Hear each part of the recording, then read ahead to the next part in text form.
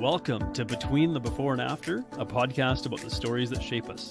I'm your host, Coach John McLernan, and each episode I bring you an inspiring guest with a moving story that shines a light on the power of the human spirit. Before we dive in, I want to let you know about two very important things. Number one, the stories shared here are often gritty, raw, and vulnerable, and very likely will include speaking about sensitive topics suited for a mature audience. Number two, this podcast is also broadcast live on YouTube, Twitch, Twitter, LinkedIn, and Facebook. So on whatever platform you follow myself or Freedom Nutrition Coaching, you have the opportunity to participate in this discussion. You can comment on the live stream, and we encourage your participation both by commenting and asking questions.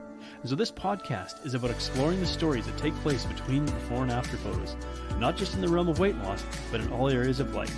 So let's dive in.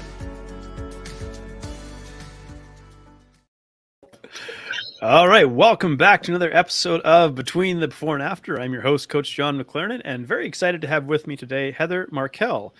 And glad that you clarified how to pronounce your last name, because there's someone else who's fairly notable with the last name Markel, I believe. Well, there's Meghan Markle and Angela Merkel. And at this point in my life, when people ask if I'm related to one or the other, I just say yes, either, with the A once removed or, whatever, because it's just easier. Yeah, you either shift the L or swap out an A. So yeah, it's good to have a sense of humor about that. I tell people they try to figure out how to pronounce my last name, and I say if McDonald's had a school and I was a student, I'd be McLernan. So that's fabulous. Yeah, so it's names are fun. So your story is an interesting one because you quit a 25 plus year corporate career for what was maybe a sabbatical or a vacation, and somehow this ended up turning into a way of life where you're now a traveling nomad, and you've been traveling full time for 4 years. You've been to 27 countries on 6 continents. And you've also learned to speak 6 languages. Is English included in that, or yes, 6? English is included. Yeah, I learned to speak 5 languages, but I think English is the only one I'm fluent in anymore because I haven't used the others. Technically, just in case you have any British viewers, I speak American, but right. Yeah. So in your corporate life, what were you doing for 25 years? So I was I started actually in sort of a magazine, and then got an internship that turned into a job in a company called France Telecom, which I don't think it exists anymore. I think it was taken over by Orange. And I got to go to France and work for a year. And then I came back and worked domestically. So I was in a French company and then a British company, which actually I liked. And then, mergers and acquisitions happened, and I ended up at AT&T in 2002. And it became a purely domestic career, which was just not what I wanted. So it was like a regular 9 to 5, or something along those lines in a corporate career. And did it feel like the life was being drained out of you, or maybe that's a bit dramatic, or what was it like for you?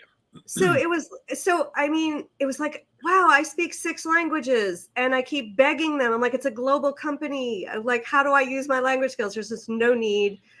All the parts of myself that I liked the best were useful to make people laugh, or like, creativity was sort of useful, but not really. And it just year over year, I just felt like I'm kind of here for like the benefits, the health insurance and the retirement, but I got a long time left, and I'm like, yeah. Eventually I just felt kind of like I was just rotting in my chair waiting for this retirement to show up, and it was taking too long. I've heard there's there's a scam that most people fall for, and it's something like the 40-40-40 scam. So it's I figured it's how it is, but you work 40 years for someone else essentially to earn 40% of your paycheck in retirement. I forget what the third 40 is, but well, you know what? So I actually started. I want to do a TEDx talk, so I started doing some research, and everyone thinks about retirement, right? So we're all working till retirement, and that's the thing. And the average global retirement age is 65. Mm-hmm, But mm-hmm. what I think most people don't look at is the life expectancy. And the average global life expectancy is like 72. And Right. so, it's like, so you're literally working away the best years of your life so you can enjoy 7 of them. I mean, hopefully we all live longer than that and we Mm-hmm. Right. don't have health impediments and all that. But just like something's just off with that equation. Yeah. Yeah. That's like when you lay it out like that, it makes perfect sense. And I think there's a lot of people waking up to this. We had recently what was referred to as the Great Resignation, which is a Yes. lot of people walking away from jobs because we realize that there's something. We don't just want to be stuck in these sort of soul. I hate to use the term, but soul sucking corporations where you're just slaving away to make shareholders rich for, you know, pardon me, not necessarily any sort of sense of meaning in your life. And I think we live in a day and age where it is possible to kind of chase your dreams. And this is what you're doing now. And so you have to go through the process of deciding that uh, I'm walking away from what a lot of people would think I'm nuts to do, because you're in like a stable company they're here to Yep. stay, they're not going anywhere, great job, great, good pay, good benefits, all this kind of stuff. Like, you have security, and a lot of people would just love to have that kind of security, and you decided to uproot and walk away. Yes. Yeah. And I did it before the Great Resignation. So Yeah. when I did it, I mean, I spent years. It was really hard because, I knew I was unhappy in my corporate job. I did start becoming an entrepreneur as well. I was trained. I got certified as a professional coach, Mhm. and started coaching. And I thought, well, maybe I'll give up the job to go and work on my business. And I struggled because I'm like, well, all the people that I love, that I believe love me the most, are telling me, don't quit. You need stability. You need security. And I'm just really unhappy. And I know in my bones, I don't belong in this environment, but Mhm, mhm. I don't know. I don't know how to get out. And I felt like there was nobody to help me. and Right. And when I looked, I'm like, and I asked myself, well, what do I love doing? I found a journal entry when I was packing up my apartment in 2018 from years before. And I had written down, what if I quit my job and travel and just meet great people? Like, what would my life be like?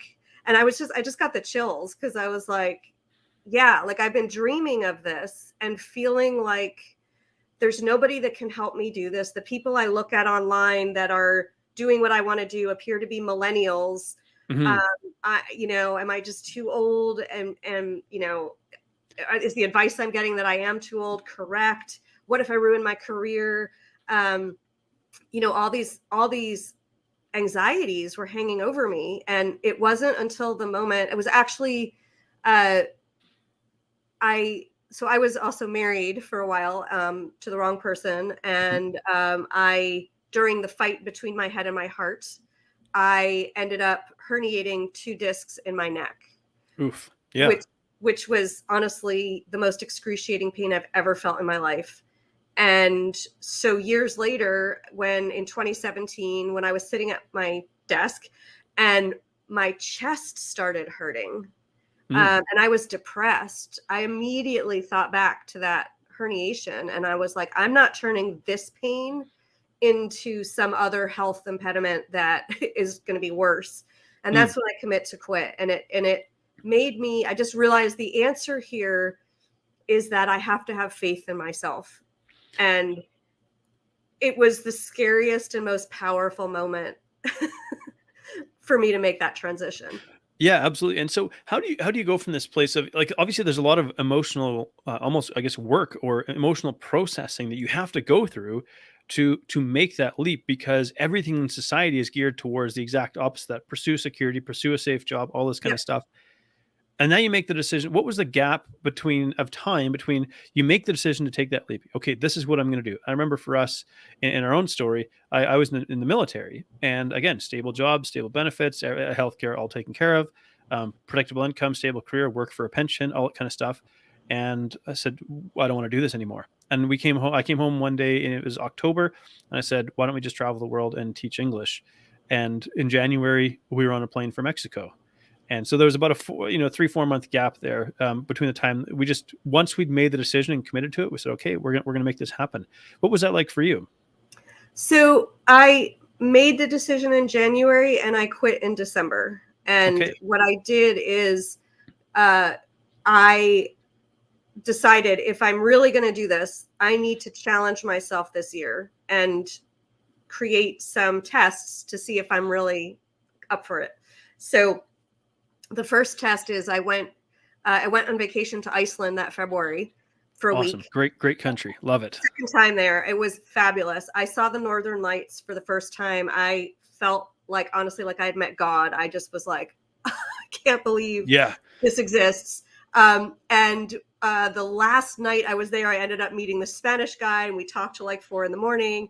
And then I flew home the next day and I regretted. I was like, I don't want to leave. I tried to get out of the flight, but they didn't need any takers. So I flew home and I was like, oh, I shouldn't be on this flight. Like I got home, like, oh, I wish I hadn't come home. And then I looked at the forecast for the Northern Lights the next day or the next night. And it was so good that I was like, I'm going to regret not seeing that. So I booked a flight back the next day, which for me was crazy. Like I just come back. You literally just flown home. Your suitcase was already packed though. Yeah. Like 12 hours later, I'm back, like going back to the airport, calling my boss, like, yep, I should have come in tomorrow or whatever, but I'm not, I'll be out 2 more days. Called my mother, so I go back to Reykjavik and that night there was this crazy experience. Well, first off, on the plane, I find when you do crazy things, like you also are rewarded. So I'm thinking I'm the only loony on this plane who's like booked this flight like 12 hours before. In the row behind me is a guy who's booked this flight like a few hours before for the same reason, like just to go and see the Northern Lights. So, so we land, and that night the thing about Iceland is it's some of the most spectacular Northern Lights and also some of the most crazy weather. So the weather can block the whole thing. And so it was this beautiful day until like 6 o'clock, the clouds start rolling in. So we go out to see the Northern Lights and it's clouds, just clouds. There's like a teeny little break in the clouds and you can see some green stuff, but it's like, are you kidding me? So I said, all right. And I used a tour company that I'd used my first visit. So they were laughing because they watched me do this whole thing. I like looked up at the clouds and I said, clouds, could you like part a little bit so we could, a little while later, clouds start parting. So, all right. So now I get a little obnoxious and I go, Aurora, could you dance for us? And I start like dancing, just like, let me make an ass of myself. So, and next thing you know, kid you not, like it was like if God had an Etch-a-Sketch, that's what it would be. And the tour guide said that was all you. It was insane. Yeah. So that was test number 1, wonderful. Test number 2 was the Spanish guy that I had met. We stayed in touch for like 6 months. And then I decided I'd go visit him for a weekend, which for me was kind of crazy. But I went, like, the relationship didn't work out, but like, had a great weekend and, was like, all right, like I'm doing it. And then the last test was telling my mother that I was going to quit. Right. Yeah. Which went well because I got her drunk and, the easiest way to break difficult news. So that went really well. And then she sobered up the next day and, spent about a month trying to talk me out of it. And, and I realized as she gave me her really logical, heartfelt, well-meaning reasons that I was like, oh gosh, like, like this was all these reasons were in my head. And now I know where they come from. And they actually are my fears. And oh my God, thank you. I'm ready. Like everything she threw out at me, I'm like, I had an answer. And I was like, oh yeah, I'm just ready. I'm ready to do this. So. Yeah, that's super interesting too, that you had this moment of clarity where you realized these are my mother's fears. They're not mine. Yeah. And you kind of break free from that. But undoubtedly still there's going to be people that say like you're crazy for doing Yep. this, and Yes. it's not possible, and it's because I don't see it as possible in my life, so I'm going to tell you all the reasons why it's not possible, because I Exactly. also don't want to live with the thought that you're doing it and I'm not. I'm still stuck in the situation that I can't seem to break free from. Yes. and Yes. and so you passed these tests. Were you also, over that 12-month span, were you also trying to set yourself up somewhat in some way financially, or was there Well, any kind of planning in that regard? I think so. A few things happened. One is it because I had spent so many years wanting to do this. I had ended up. I took a financial planning class somewhere several years before, which rocked my world. And like when I work with clients now, I'm all like, financial planning is like so important, and it opened my eyes to money, how I was spending money, what I was doing with it, the direction of my life based on my decisions with money. And so I created an emergency fund several years before. So that was great. And then I was spending a bit less, so I had a bit more available to me in my savings. And when I quit, I actually expected, so I did ask for a sabbatical, but back pre-Great Resignation, this was, I'm like, I learned sabbaticals apparently are for medical and family leave, not for personal. So That's the culture that we live in, yeah. And I was like, oh, it's kind of like I'm, midlife, and the society thinks I'm having a crisis and I should just get a therapist. And I'm like, yeah, this isn't, I tried therapy. It didn't work. Right. Yeah. So, Yeah. so yeah, because it's not like anything's wrong with me. It's like something's very right with me and I want to go towards that. And I thought I would take a break for, 3 or 6 months. So Yeah. Yeah. the budget I planned was looking at my current expenses and figuring, okay, I have enough money lined up to do this for 3 to 6 months. What I didn't realize is that it is significantly less expensive to travel full time than live in a fixed life in a fixed place. And so that budget for 3 or 6 months lasted me over 2 years. Wow. Yeah. And in that time, in those 2 years, were you developing any other sort of income streams? Because this leads to like the next question that people are going to have is, okay, well, Yep. because you've been doing this now for 4 years, Yep. do you have well, actually, maybe we'll take one step back. Do you have a home base like in the US, for example? No, I gave up my apartment. I'm right now I'm using my mother's apartment when she's not here, but otherwise this is like a mailing address, and I'm on the road. So so I have a home base address, I'd say, but not really a home base that's mine. So you still maintain some connections to the US, Yes, I do. and you think that it's important that you still have some connections to your home country if you're going to make this a way of living. No, I think it's like up to you. I do think, complexities come in like, well, what do I do with mail? What about my tax return? Because if you're keeping your citizenship, you do have to pay, at least in America, you have to pay taxes in America, even though you're not in America. So that's sort of a pain. Yeah, yeah. So, and then, if you want to come back and visit family or friends, obviously keeping in touch and working out.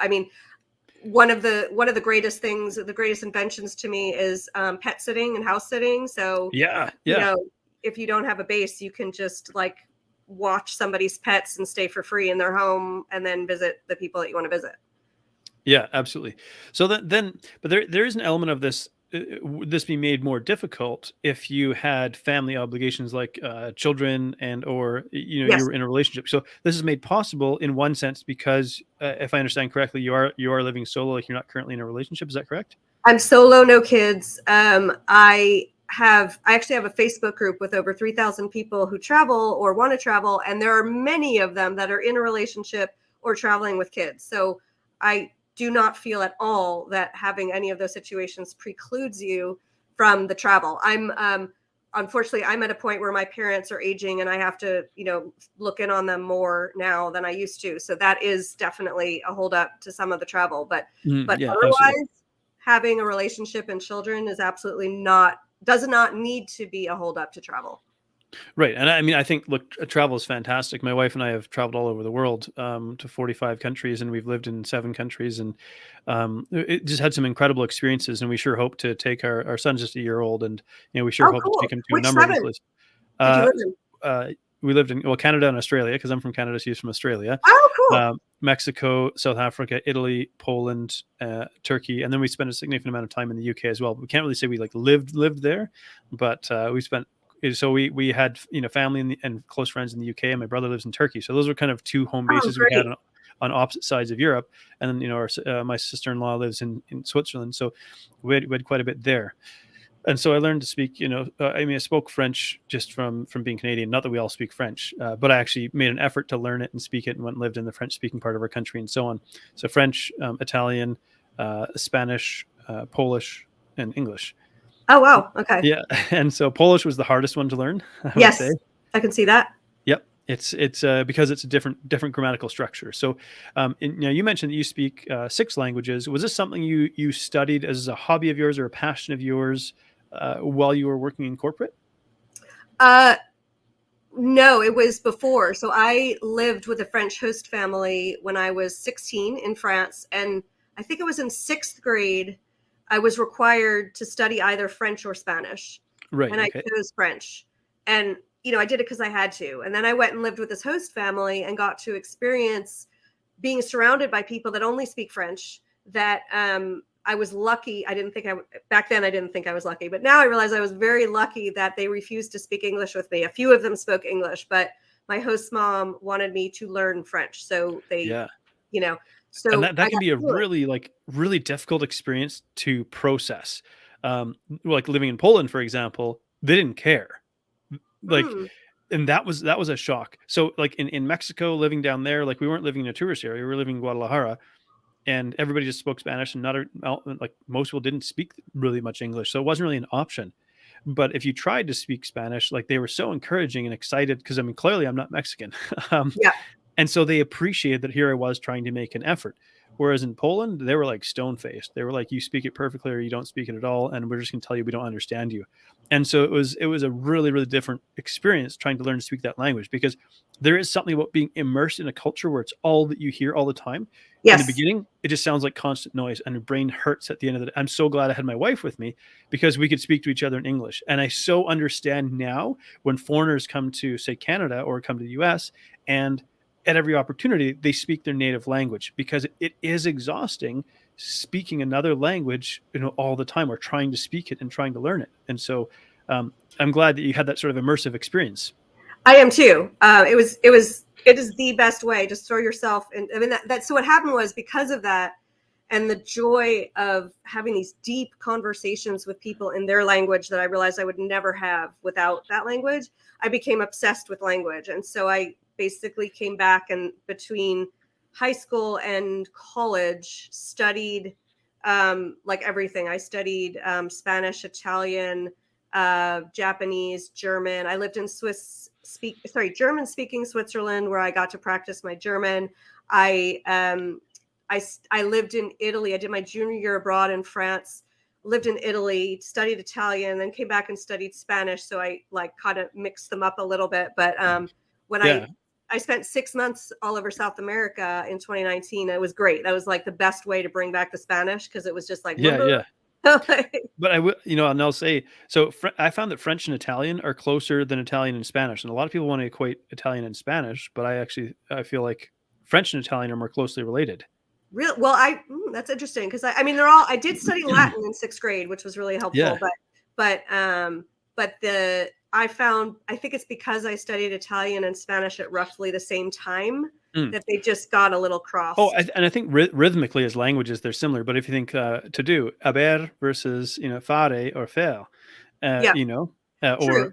comer versus mangiare or manger, things like that. So I found that, okay, Italian was a little bit easier for me than Spanish, because of having a background in French. That I was like, Yeah. okay. So Italian, I felt like, in one sense, wasn't that difficult a language to learn, but it's spoken very rapidly, and it has a very sort of staccato pace. And I remember being in southern Italy, because that's one of the countries we've lived in, And I remember this like young lady like bursting into some shop that we were in and starting this rapid fire conversation with the person behind the counter. And I was, this is like a scene out of a soap opera, like a spurned lover coming and pouring out her heart to her best friend at work, and just this rapid, emotional outburst in Italian. And Yes. Yeah. But it's kind of like how they speak and communicate. Yes. And it's like, we're not yelling at each other, we're just talking. I know. And so coming from an English speaking culture where we tend to be a lot more muted in terms of our, these other cultures tend to be a lot more expressive. But I want to bring it back to, how do you go about, if somebody says, I would like to do something, how might they go about affording full-time travel? Yeah. So there's so many ways. So basically, you have to make that choice before you go. If you are going to be, some people save lots of money or start out older in life, and so they've just got that savings. Other people want to do a hybrid of the traveling with some savings, but also making money. And still others do what I think everyone refers to as being a digital nomad. Except one new category now is the remote working, because since the Great Resignation has made that okay, there are now still other people that are keeping their corporate jobs and now just working around the world because they're allowed to. So that's a whole new category, making it even easier to afford. Right. And a lot of the countries that people would travel to, because, I would posit that this is a way of life that's maybe more affordable to someone who has foundations in a first world country versus a third world country. But it is with something like, say, Fiverr and Upwork and things like that, where actually in a third world country, you can work for, like US dollars, for example, where in Mexico, we were getting paid like the equivalent of like $4 an hour, but we were able to live on that because the cost of living down there was like significantly less expensive. Well, that's the other thing is, I mean, like I said, there's so many strategies that I work on with people, but like where you live, like where you're going to travel. Yes. So having US or Euro as your current base currency absolutely makes a huge difference.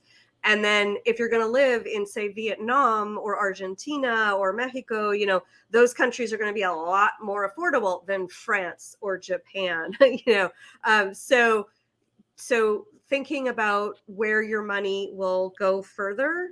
And then in terms of work opportunities, I mean, I do freelance travel writing as one thing. Mm-hmm.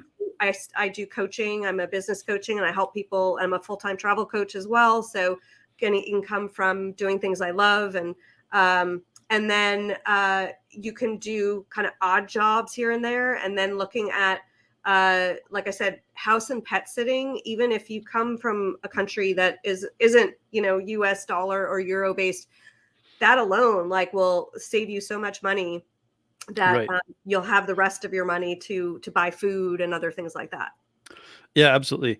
I mean, there's a cool service like Wise, for example, used to be known as TransferWise, and that allows, I have like multiple currency accounts, whether it's US, UK, Australia dollar, Canadian dollar, euros. Like it allows you to set up all these different currencies, which is a really, really, really cool service as well. Now, in terms of retirement, because we touched on that, and what I'm trying to think of is, what are some objections that people might have when they hear this? Like, you're not necessarily setting, maybe you are paying into a pension still because you have a financial plan. What do you plan to do in your retirement? Where do you plan to go with that?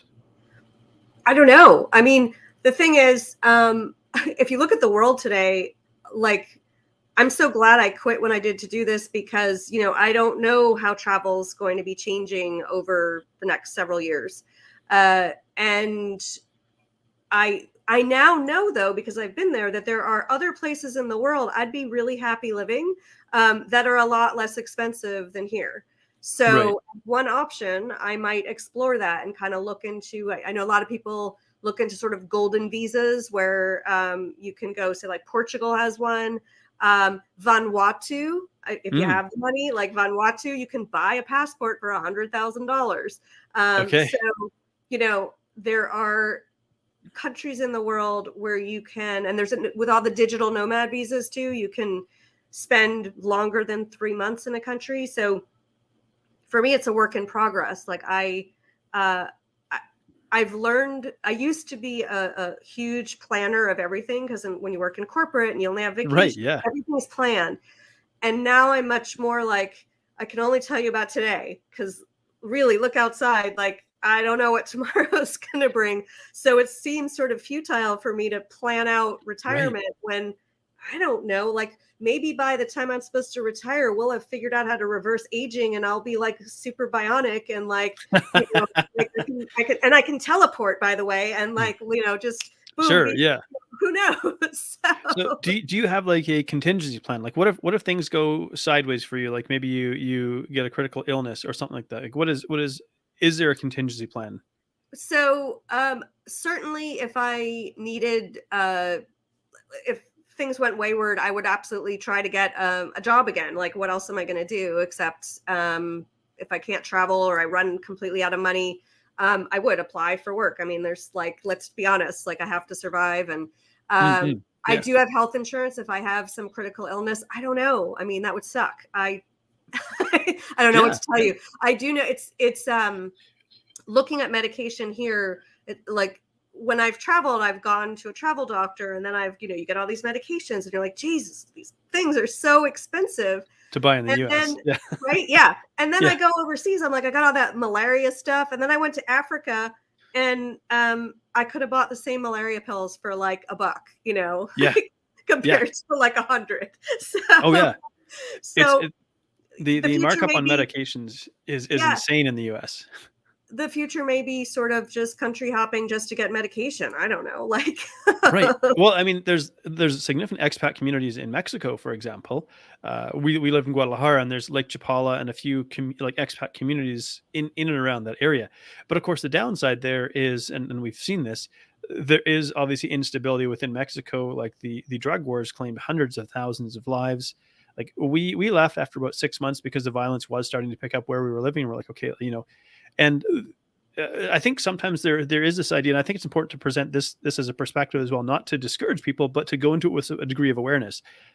Not every country functions like back home, and so this when you is, go into these, and sometimes that's a good thing, but you might encounter like political turmoil or just things being different. And in our case, like living in South Africa, I was violently assaulted and nearly murdered down there. oh, That's not well, to scare people from going to these places. South Africa is an incredibly beautiful country, but the reality of the situation is things don't function the way they do here. It functions like an entirely different system, culture, society, and so on. And I think it's important to sort of have a degree of awareness that because I think sometimes we want to paint it with an idea like rose tinted glasses. I mean, I love this idea. I have an online business for the reason of having this kind of flexibility that we want to have, but to be aware that it isn't always going to be peaches and roses and so on. What are some difficulties that you've encountered in going about living this nomadic lifestyle? sure. Yeah. And also, I totally agree with you. And also, here I am in New York. And let me tell Hmm. you, I went out last weekend and my friend and I took a cab home at night because we didn't want to be stabbed in the subway, because that's happening. Right. And there's Yeah. shootings going on here. So it's funny. Like, I used to think it was the other countries to be afraid of. And to be honest with you, I'm a little scared of my own right now. So Oh yeah. balance I'm from out. I'm from small town Canada, right? So it's like you put me in New York. Like I mean, I've been to New York, and yeah, definitely I feel or go to certain places in Miami at night or things like yeah, Yeah. American cities like they concern me like almost as much.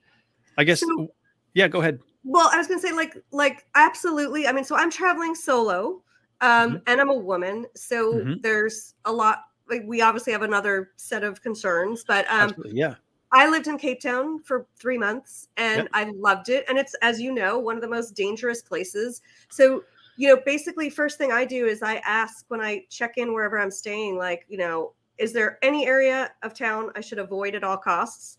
And is the it the area between Cape Town and the airport.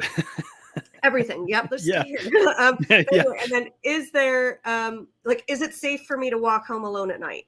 And if there's Mhm. any hesitation at all to that last question, I'm like, nope, I'll be home like before it's pitch black. Yeah, Cape Town, there was no hesitation for them to say, no, do not be alone at night. Like, yeah, yeah. be back by dinner time. So I was. Mhm. I also I think full-time travel, one of the beautiful parts of it is puts you in deep connection with your intuition.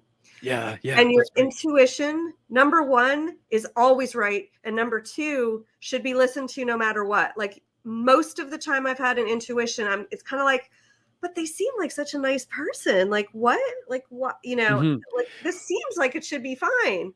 Well, It's intuition not. is such an interesting thing because we often treat it like it's this, I don't know, esoteric sort of concept. But really, the way that I would rope this in is our brain is taking in all kinds of sensory stimuli at all times and mostly filtering it through our subconscious, so we're not even aware of it.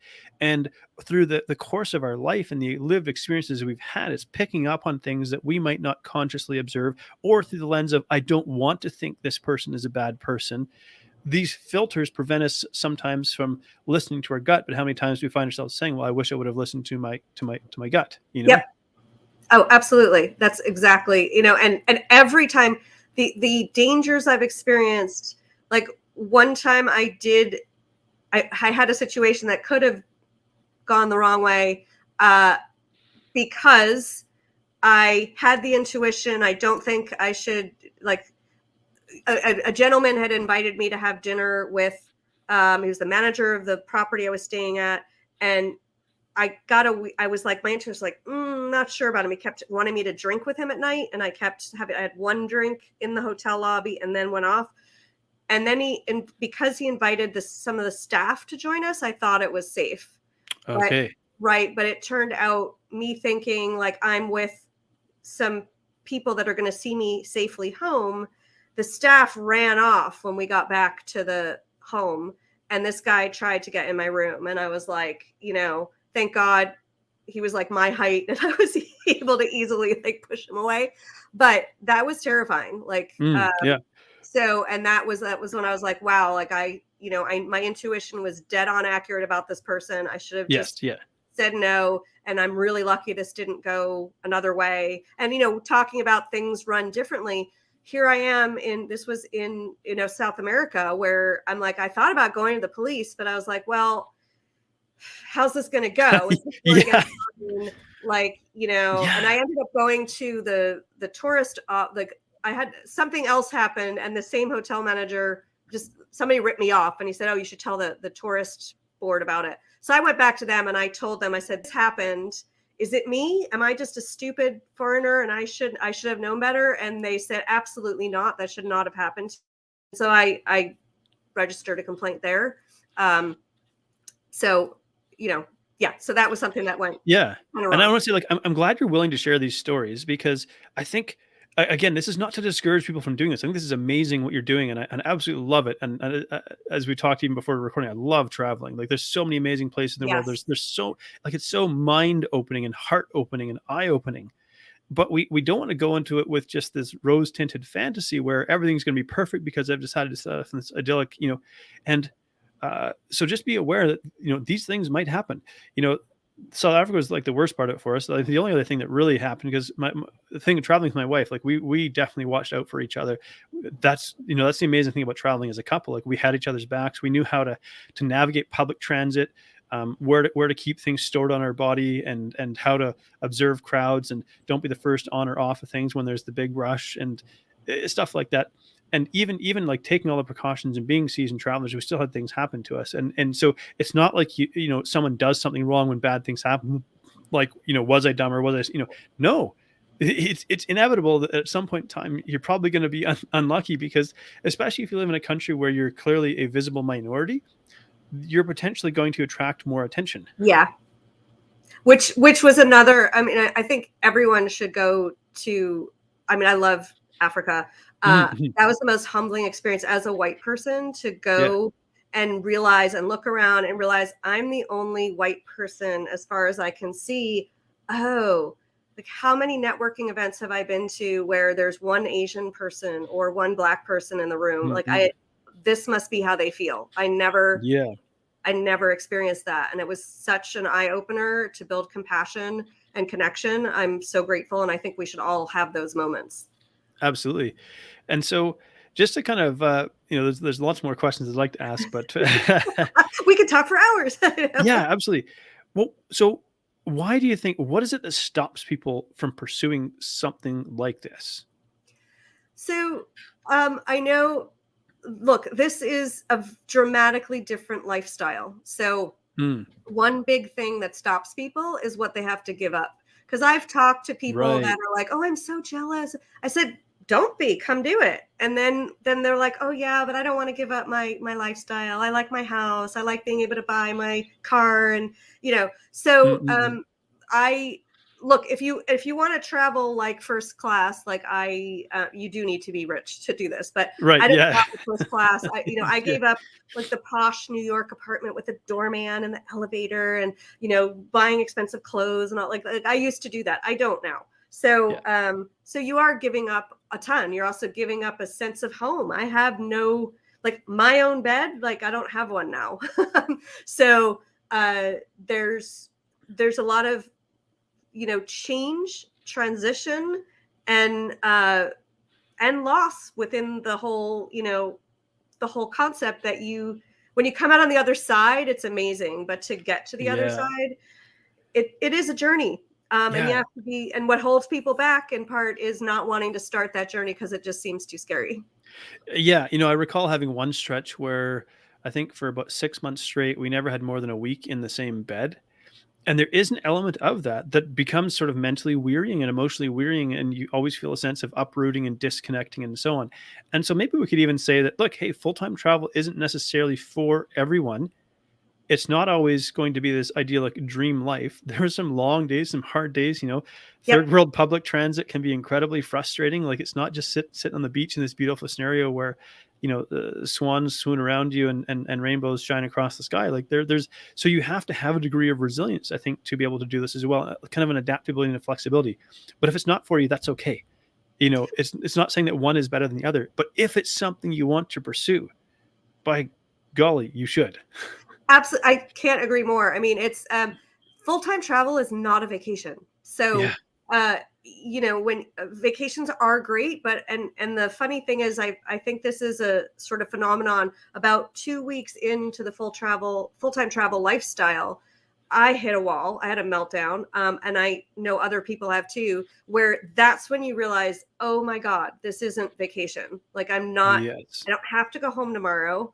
I can, like, what am I doing? Because you can't fill every day with a tourist activity and a, like, Right. right? So some days are really boring. Um, Mundane. Yeah. yeah, Yeah. and it's that those to me are some of the best days, because when I get bored, I start going in for a random walk, and that's when I find like the coolest person or this store or this like cafe or whatever, that like changes everything for me. So, but yeah, but there's a lot of days that are boring, that are sitting in a cafe, that are just real life, except your real life now is insane. It's like totally different. Yeah, and what's exciting is that you're sort of having different and more novel experiences. But what I would say, like, I walked away with from all of the travels that we've done, is that there's magic in human connection. There's such a beauty in that, and if you're open to it, I mean, you picture like trying to speak to someone and they don't speak your language and you don't speak their language, but you have this desire to connect and somehow you figure out a way. These kinds of experiences make us realize we have a lot more in common than we do differences. And I think if more people were to experience different cultures and to travel, we might experience more, it sounds idealistic, but more harmony and more peace in this world if we just began to see we're way more alike than we are different. Yes, it's so true. And also learning that the people of a country are not the government of a country, and it will rock Yes. your world, because our governments are usually giving us the information about why we should or shouldn't travel somewhere. And when you meet the people, it's just a totally different experience than you think. Especially given what's happening currently in the world, I think it's super important to say the people of the country are not the government. In the same way that we oppose politicians and political parties, and and so on, this happens everywhere else in the world too. And sometimes we kind of forget that. And so Yes, I love that you said that. So just to close things out, I've loved this conversation. Thank you me for too. sharing, and thank you for being so open about all of this. Kind of, how would you tie it together? If someone's thinking about doing this and saying, okay, I kind of want to, this sounds like something I want to do. What do I do next? Or what steps should I take to maybe get on the path to be moving in this direction? Yeah. So I think you should definitely, I have like a couple of quizzes on my website, because you need to think about, like, is this lifestyle for you? Number one, are you willing, like, look around you, are you willing to give up what you have now, so that you can create a path to be able to travel full time? Or, how do you want to do this? Because I thought my travel journey was going to be 3 or 6 months. And even when I gave my apartment up, I figured, maybe like 1 or 2 years, right?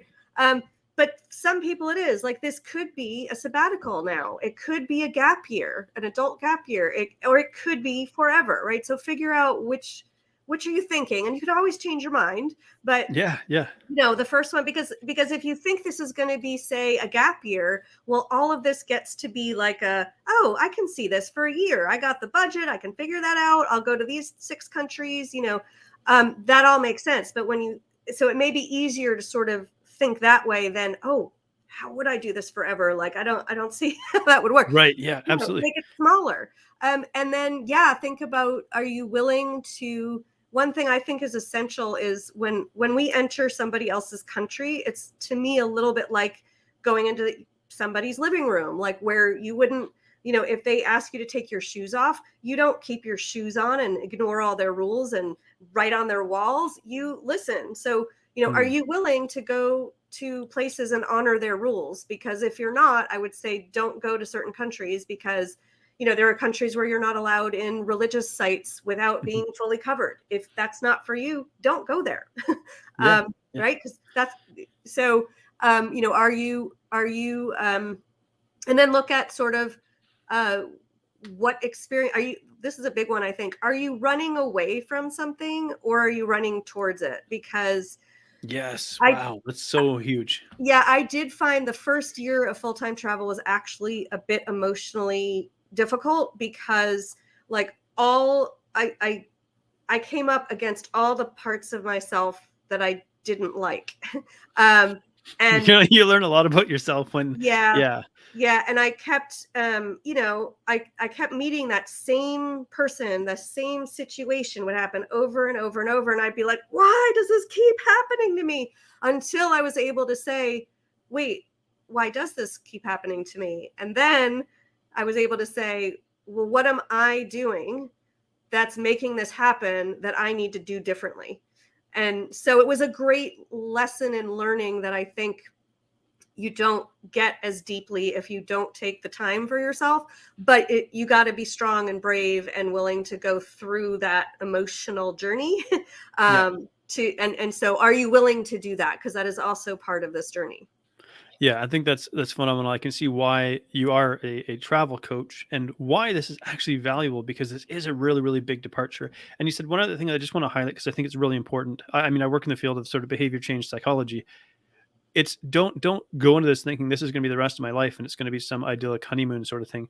Go, like when we left, we didn't think we were going to go for 3 or 4 years. We just said we're going for a couple of months to see what happens. And then doors opened. And suddenly it's, 3 years later and we're like, I don't know, do we go back to Canada? Like, and so shrink it down to something that feels manageable for you in the time, and then just be open to, hey, you know what? Maybe I have to come back home. Maybe I don't. But rather than saying that the next 30 years of my life, I'm going to be spent as a digital nomad. Well, maybe. But when you shrink it down for our brains, it feels a little bit more manageable. And there's a little bit of a security, okay, I do have a place I can come back to and land if I need it. Yes. All right. So some final words of wisdom to wrap up, because you've shared a lot in a nutshell, just to put a little bit of pressure on you here. Well, one other thing I would say is remember that this is your life to choose. And, you should, if you don't like the life you're living, make a different choice. And if full-time travel is for you and you choose it, then, good for you. And myself and many other people are here for you to support you, and find the best thing you can do. Number one is find a cheerleader, whether that's a family member, a friend, whoever it is, someone that says, yes, I can't wait to see you do this, and talk to them about it a lot and keep that dream alive and ground it and make it happen. That's amazing. Thank you so much. And we'll put all of your contact details in the show notes here as well. If people want to find you, they want to reach out to you, we've got all that listed down below. So super appreciate your time. I love the work that you're doing. Keep doing amazing things. Thank you. Thanks for having me. Thank you so much for tuning in to Between the Before and After. If you've enjoyed this episode, please like, share, subscribe, or leave a review, because that helps this podcast to reach and inspire more people. I love exploring the stories that take place between the before and after, the powerful experiences that shape who we become, and I love human potential. I love the possibilities that lie within us. So whatever you may be up against, I hope these stories inspire you, because if you're still here, your story's not done yet, so keep moving forward. Anyone can come from any place of brokenness and destitution and build an amazing life.